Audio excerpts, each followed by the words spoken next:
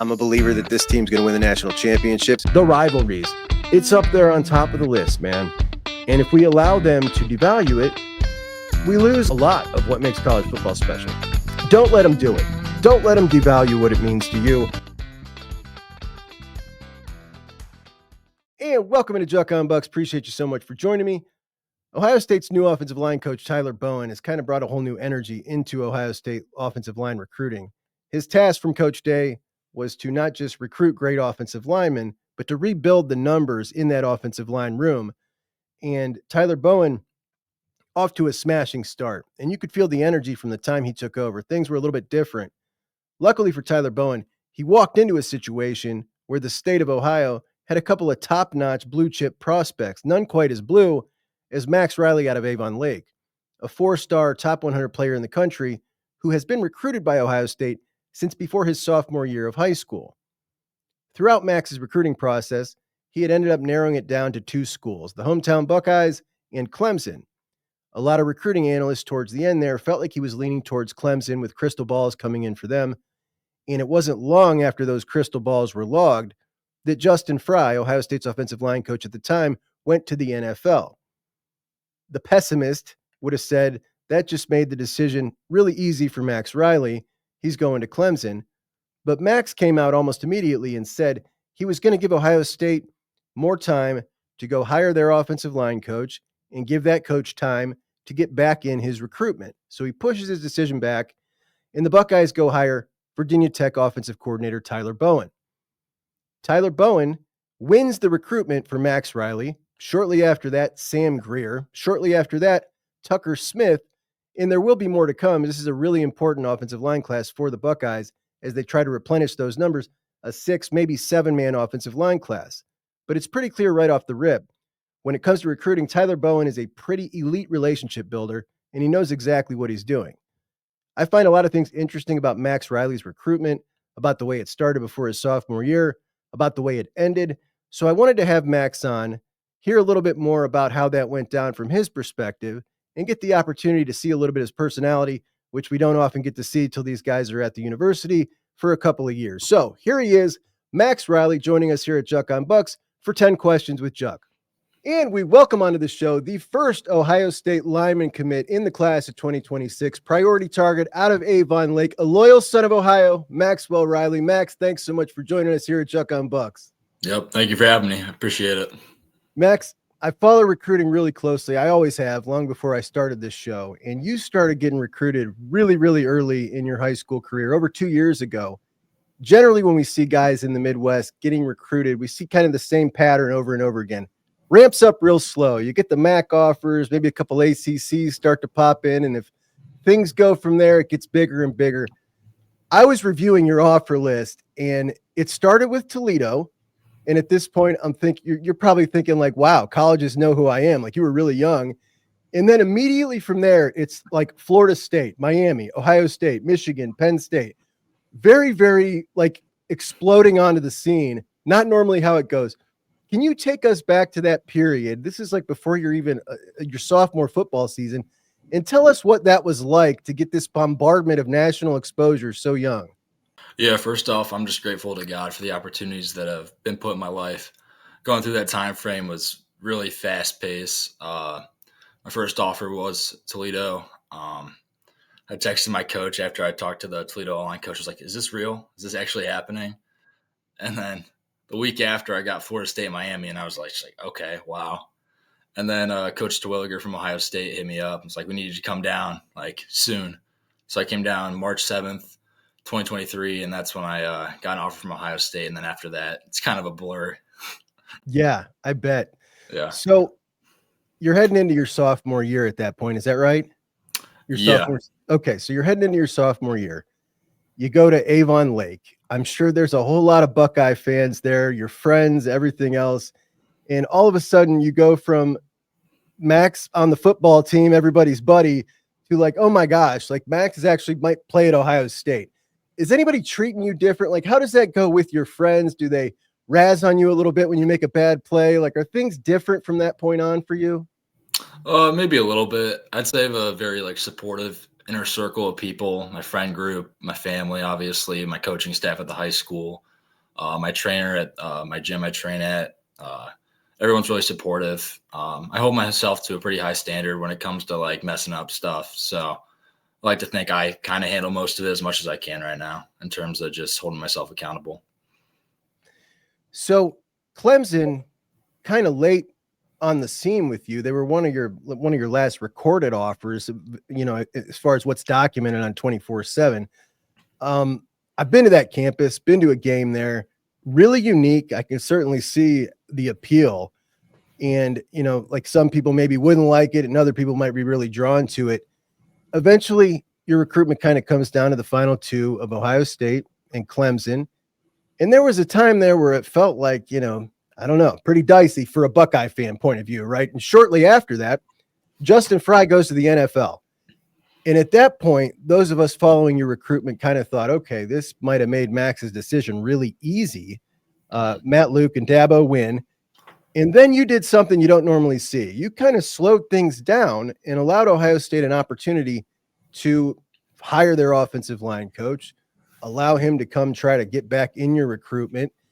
I imagine you wrestle with that decision back and forth a little bit. What led you to the decision to give Ohio State some time there to afford them the opportunity to kind of get back in it with the new offensive line coach? Yeah, I just say it's the relationships I already like had at Ohio State with like Coach Day, Coach Terwilliger, Coach Pantoni, Coach Mick, just the whole staff, Coach Hartline and stuff. So I was like, they've been recruiting me for this long. I definitely would not be doing my like due diligence if I didn't give them and whoever Coach Day hired a fair shot at recruiting me. Coach Day called me briefly before Coach Frye left for the NFL. He's like, hey, if something happens, like just give me some time. I'll get the right guy. Come down, meet him, try and build a relationship with him. And I did. And here we are. So.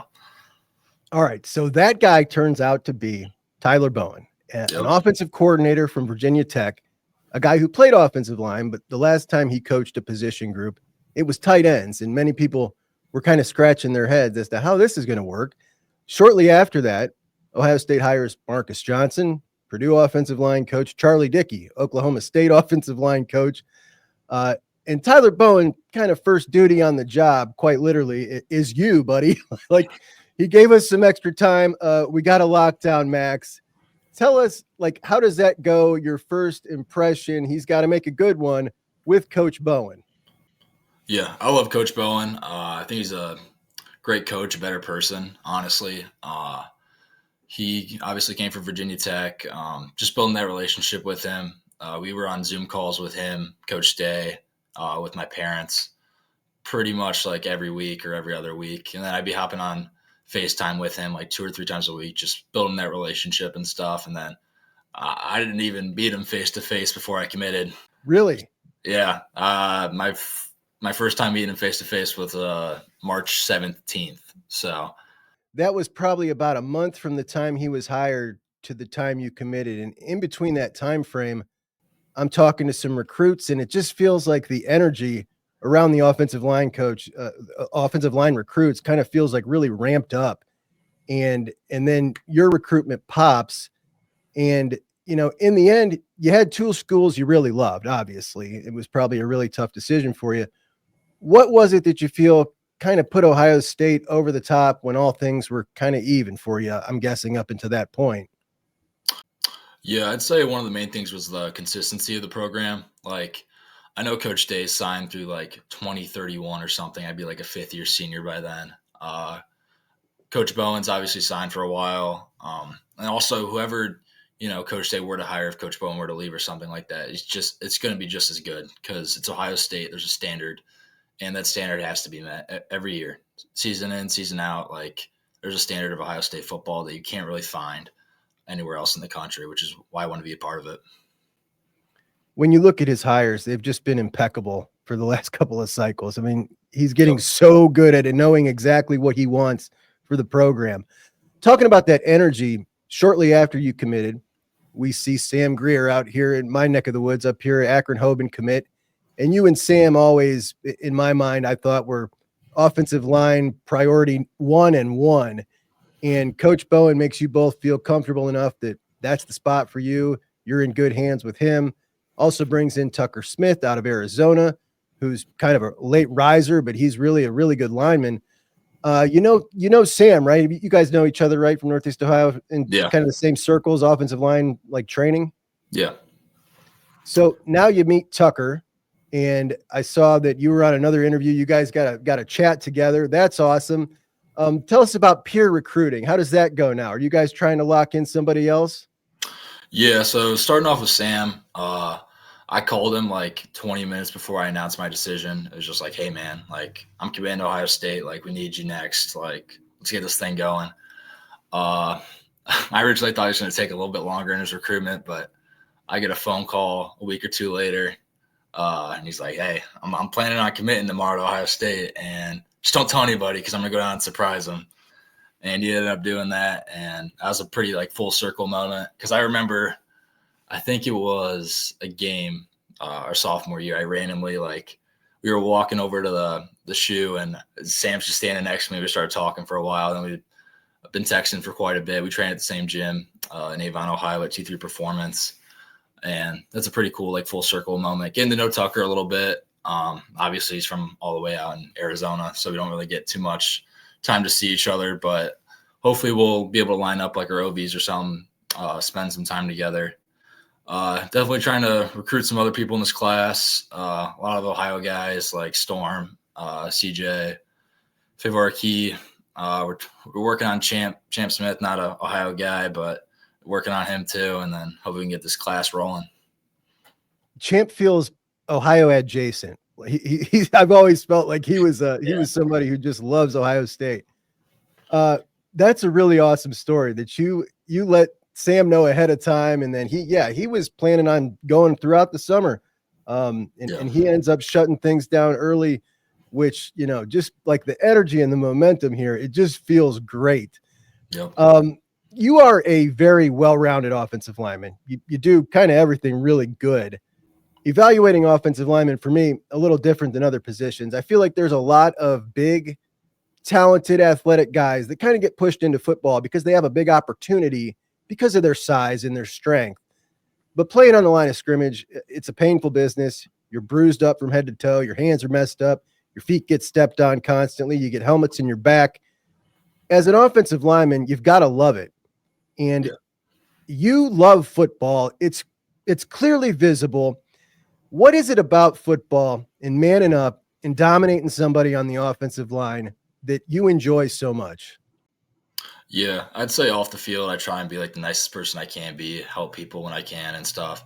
But if something upsets me, like off the field, I'll usually just store it up. And then, you know, Friday nights, it's go time. Time to move a person from point A to point B against their will and have some fun doing it. So that's awesome. Those Friday nights, going to switch to Saturday afternoons, and hopefully Saturday nights, if we can get rid of big noon kickoff at some point throughout your career. Right. Max, I think we're living in a bit of a different era now than we ever have before as Ohio State fans and Ohio high school football fans, where the top 10 players in the state every year are now national recruits. We're losing more guys than we ever have out of the state. And I have a saying that I like to keep the Ohio in Ohio State. You certainly did that. You made a ton of us Buckeye fans very proud. We're rooting extremely hard for you. And thank you so much for joining us here at JUCK on Bucks, buddy. Yep. Thank you for having me. And that'll do it. Thanks so much to Max for joining us. That's a football guy. Appreciate y'all so much for joining me. Stay tuned for more members of the class of 2026, a class that I think has a shot at being really, really special. Have a good one.